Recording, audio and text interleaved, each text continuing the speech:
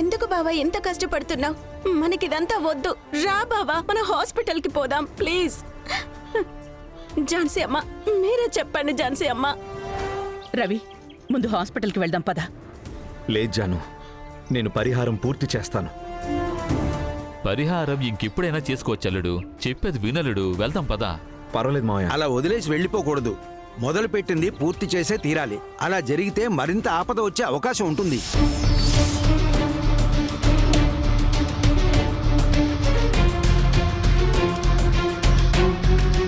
Baby, నీకంటే నాకు పరిహారం ఎక్కువ కాదు. అలా జరగడం వల్ల ఏం కాదు.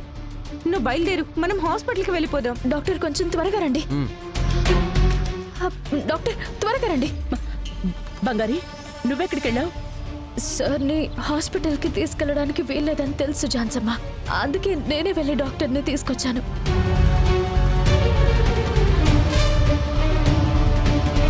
డాక్టర్, కాల్లో మేకు గుచ్చుకుంది, చెక్ చేయండి. తీసుకురండి. ఇప్పుడే తీసుకొస్తాను. మా కూర్చోరా, కూర్చోరమ్మా, కూర్చో. ఏది చూపించండి.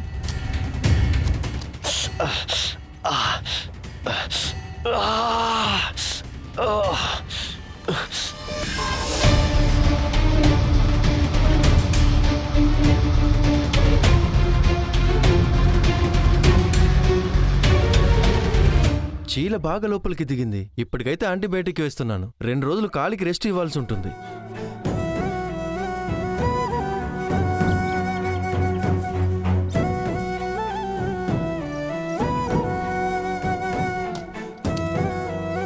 రెండు రోజుల వరకు కాల్ని స్ట్రెయిన్ చేయకండి. జాగ్రత్తగా చూసుకోండమ్మా. నేను వస్తానమ్మా.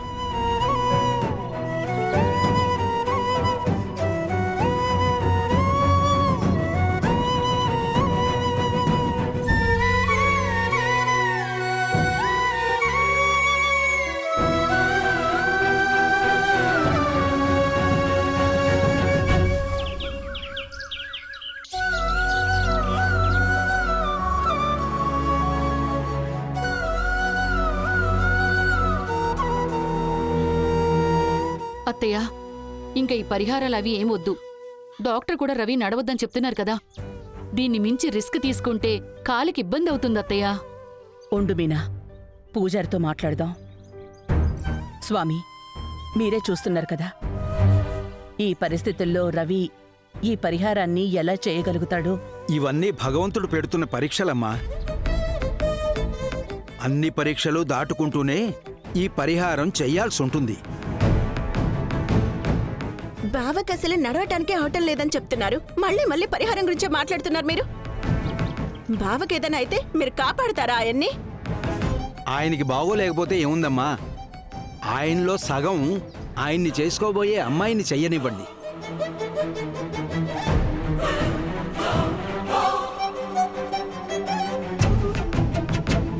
శివుడు వేరు, శక్తి వేరు కాదమ్మా.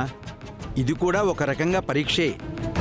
కానీ ఈ పరిహారం ఈ రోజుతో పూర్తి కాలేదంటే బాబుకి చాలా పెద్ద ప్రమాదం పొంచి ఉంటుంది.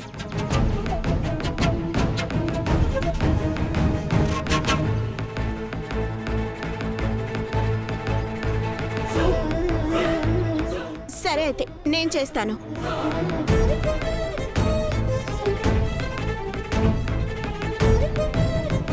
రవి నన్ను పెళ్లి చేసుకుంటానని చెప్పాడు. నేను తనలో సగం. నేనే ఈ పరిహారం చెయ్యాలి.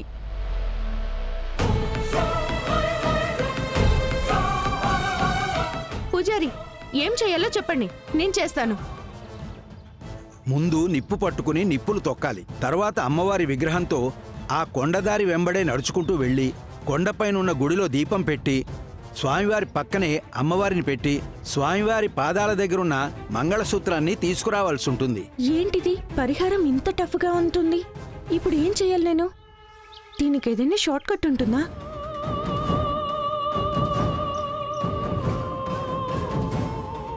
ఇంకొద్దిసేపట్లో చీకటి కూడా పడిపోయేలా ఉంది. ఇప్పుడు ఇవన్నీ ఎలా అవుతాయి పూజారి గారు? అమ్మా, స్వామి కార్యం రాత్రి చీకటి అనకండి. మనస్ఫూర్తిగా చేయండమ్మా. ఏమ్మా, నువ్వు చేసుకోబోయేవాడి కోసం ఇది కూడా చేయవా? నీ ప్రేమను వ్యక్తపరచటానికి ఇదేనమ్మా టైము. ఎవరు చేయను అంటున్నారో? ఈ పరిహారం అంతా నా చెల్లి చక చక చేసేస్తుంది. నీ వల్ల అవుతుంది శామ్. మీరు నిప్పులు తొక్కడానికి అన్ని ఏర్పాట్లు చేయండి.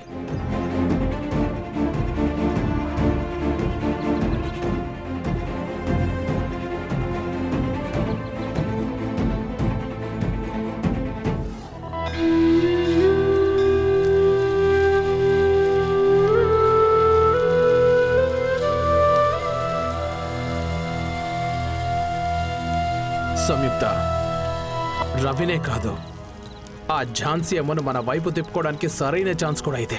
ఇటు చూడు, కష్టమని అనుకోకు, సర్రని ఒకేసారి పరిగెత్తేసి. అన్నా, నాకు హెల్ప్ చేస్తావు కదా అని పిలిస్తే నన్ను తందూరి చేయాలని అనుకుంటున్నావు నువ్వు? నీకు ఇది న్యాయంగా ఉందా? వేరే దారి ఏముంది చెప్పు? అటు చూడు, కాంపిటీషన్ హెవీగా ఉంది, మిస్ చేయకూడదు. అన్నా, పో.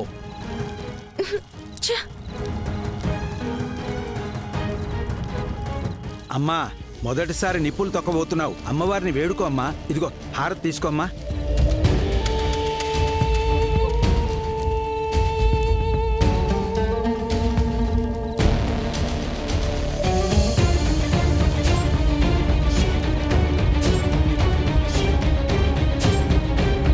ఇదిగో అమ్మా, ఈ నిప్పు తీసుకో.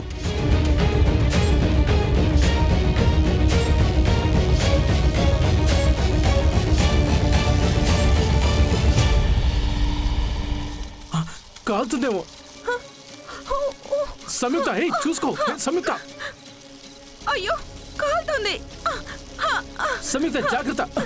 పూజారి గారు. అయ్యో, వేడి వేడి, కాలుతుంది. కాలుతుంది. ఏయ్!